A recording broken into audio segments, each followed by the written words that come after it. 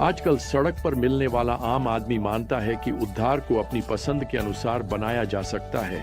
आपको बस ईमानदारी से धार्मिक होना है और सब कुछ ठीक हो जाएगा। आप जानते हैं, मैंने अक्सर गांधी का वह प्रसिद्ध कथन सुना है जिसमें उन्होंने कहा था कि सभी धर्म मूल रूप से एक जैसे हैं। लेकिन बाइबल ऐसा बिल्कुल नहीं कहती। यीशु ने स्पष्ट रूप से कहा, कोई भी पिता के पास नहीं आ सकता, अर्थात बिना मेरे द्वारा कोई भी स्वर्ग तक नहीं पहुंच सकता। यूहन्ना 14:6। और सुनिए, अगर यीशु परमेश्वर तक पहुंचने के कई रास्तों में से सिर्फ एक हैं, तो क्या आपने कभी सोचा है कि वे इतने बुद्धिमान क्यों नहीं थे कि स्वर्ग में ही रहते, क्रूस और हमारे पापों के लिए मरने से बच जाते और बस स्वर्ग पहुंचने के उन अन्य रास्तों की ओर इशारा कर देते? अब दोस्तों, मैं आपको बताना चाहता हूं, जो लोकप्रिय सोच है कि आप स्वर्ग पहुंचने का अपना रास्ता खुद बना सकते हैं, वह हमेशा आकर्षक रहेगी। असल में यह इसलिए आकर्षक है क्योंकि इसमें आप खुद को भगवान बना सकते हैं और अपने जीवन का रास्ता खुद तय कर सकते हैं। खैर, आज इस ज्ञान यात्रा में हम वापस लूका के सुसमाचार अध्याय 13 में जा रहे हैं, जहां यीशु उद्धार के बारे में एक बहुत ही दिलचस्प सवाल पूछ रहे हैं। और मैं इस पाठ से वह बातें निकालना चाहता हूं जिन्हें मैं अनंत जीवन के 5 सत्य कहना चाहूंगा। अब यहां पहला सत्य है, उद्धार के लिए विनम्र हृदय की आवश्यकता होती है। और मैं आपको बता दूं, यही आज के लोगों की सबसे बड़ी समस्या है। पद 22 कहता है, वह नगरों और गांवों से होकर यरूशलेम की ओर शिक्षा देते और यात्रा करते हुए जा रहे थे। और किसी ने उनसे पूछा, प्रभु, क्या उद्धार पाने वाले थोड़े ही होंगे? अब आप देख सकते हैं कि इस सवाल में यह मान लिया गया है कि बहुत कम लोग ही उद्धार पाएंगे। मुझे लगता है कि यह व्यक्ति शायद ऐसा सवाल पूछ रहा है जो कुछ इस तरह से है, प्रभु, क्या मेरे लिए भी जगह है? क्या मैं भी उद्धार पा सकता हूं? और आप जानते हैं एक बात, ये सबसे महत्वपूर्ण सवाल है जो आप कभी पूछेंगे। क्या मैं परमेश्वर के साथ स्वर्ग में रहने जा रहा हूं? अब यहां प्रभु लोगों की संख्या के बारे में बात करने के बजाय पद 24 में उत्तर देते हैं, संकरी द्वार से प्रवेश करने का प्रयास करो। अब यहां प्रयास करो शब्द का अर्थ ये नहीं है कि आपको अपने प्रयासों से अंदर जाना है। यूनानी शब्द वास्तव में इस बात की ओर इशारा करता है कि आप जहां जा रहे हैं उस पर ध्यान केंद्रित करें। यह शब्द हमारे प्रभु के समय में एक एथलेटिक शब्द के रूप में इस्तेमाल होता था। आज हम इसे इस तरह से इस्तेमाल करेंगे, हम कहेंगे, गेंद पर अपनी नजर रखो। तो यीशु यहां कहते हैं, संकरी द्वार पर अपनी नजर रखो। अब द्वार की संकीर्णता उसके आकार के बारे में उतना नहीं बताती जितना कि उसकी एकता के बारे में बताती है।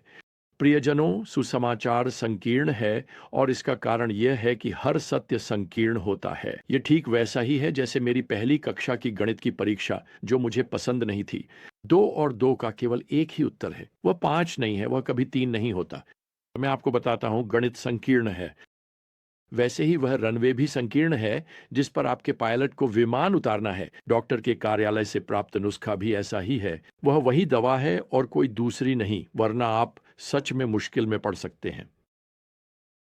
यीशु ने यूहन्ना अध्याय 10 की आयत 9 में कहा, मैं ही द्वार हूं, यदि कोई मेरे द्वारा प्रवेश करता है तो वह उद्धार पाएगा। तो सवाल यह है कि क्या आप इतने विनम्र हैं कि उनके तरीके से उनकी शर्तों पर आ सकें?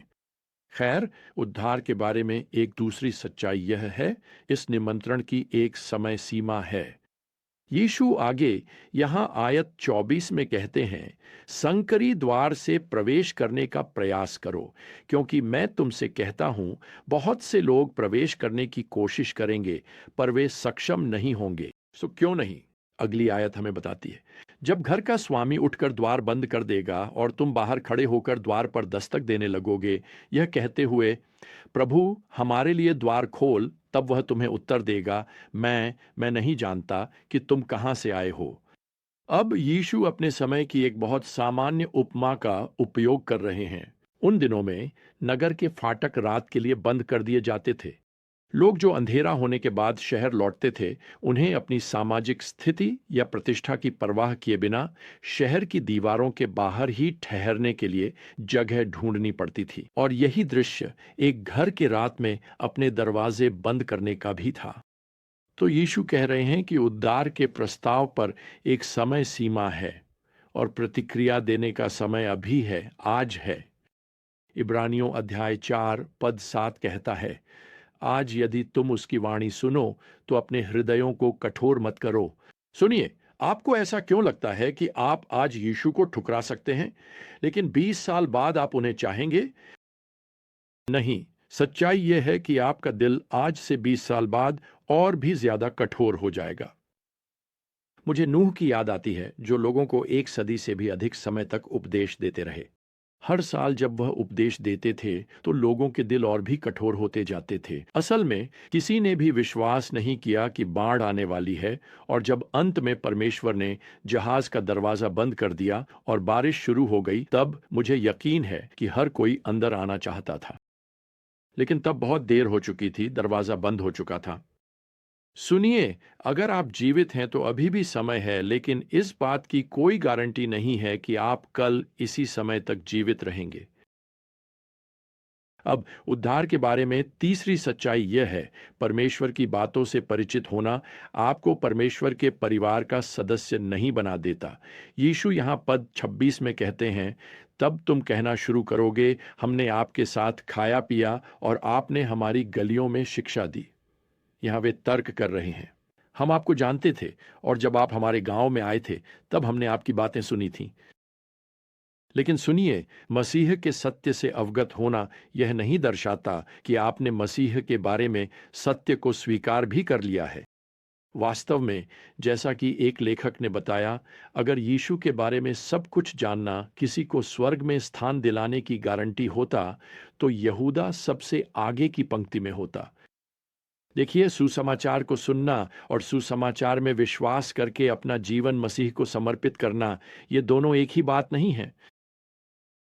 अब उद्धार के बारे में चौथी सच्चाई यह है, परमेश्वर के निमंत्रण की अनदेखी करने के शाश्वत परिणाम होंगे।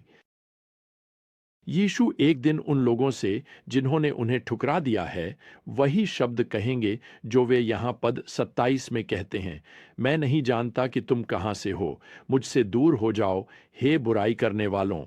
हम आम तौर पर यीशु को ठुकराने को बुराई नहीं मानते, लेकिन यह बुराई ही है। वास्तव में यीशु यहाँ पद 28 में कहते हैं कि अब उन्हें बाहर फेंक दिया जाएगा, अर्थात नरक में, जिसे यहाँ ऐसा स्थान बताया गया है जहाँ रोना और दांत पीसना होगा। रोना दूहक का संकेत है और दांत पीसना वास्तव में घृणा की अभिव्यक्ति है। भजन संहिता 35:16। प्रियजनों, नरक में हर कोई वहां होने के कारण दुखी होगा, लेकिन साथ ही वे परमेश्वर के प्रति घृणा से भी भरे होंगे। लेकिन यहां एक शुभ समाचार है। फिर से, यदि आप अभी भी जीवित हैं, यदि आप अभी भी सांस ले रहे हैं, तो परमेश्वर के न्याय और नरक में अनंत पीड़ा से बचने का अभी भी समय है। लेकिन इसके साथ ही उद्धार के बारे में अंतिम सत्य यह है, पांचवां बिंदु, आप चाहे कोई भी हो या आपने कुछ भी किया हो, आप उसके निमंत्रण को स्वीकार कर सकते हैं। अब यीशु यहाँ पद 29 में एक वैश्विक निमंत्रण देते हैं, और लोग पूर्व और पश्चिम से, उत्तर और दक्षिण से आएंगे और परमेश्वर के राज्य में मेज पर बैठेंगे। और देखो, कुछ जो अंतिम हैं वे पहले होंगे, और कुछ जो पहले हैं वे अंतिम होंगे।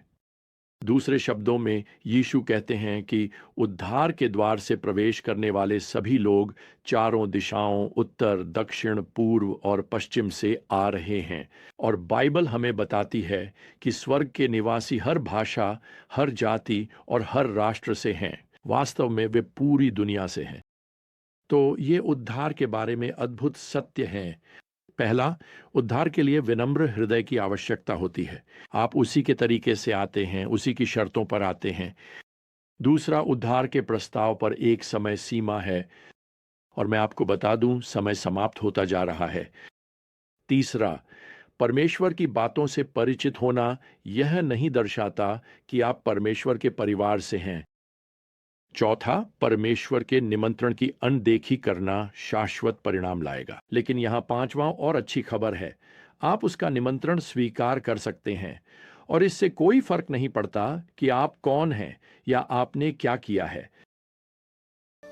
मैं आपको अभी आमंत्रित करता हूं कि आप यीशु से अपने पापों की क्षमा मांगें, ताकि एक दिन स्वर्ग में आपके लिए स्थान सुरक्षित हो सके। आप जानते हैं, बाइबल कहती है कि जो कोई भी प्रभु का नाम पुकारेगा वह उद्धार पाएगा, और इसमें आप भी शामिल हैं। तो जब तक हम अपनी अगली विजडम जर्नी के लिए फिर से रवाना नहीं होते, प्रियजनों, प्रभु यीशु मसीह का अनुग्रह, परमेश्वर का प्रेम और पवित्र आत्मा की संगति आप सभी के साथ बनी रहे। आमीन।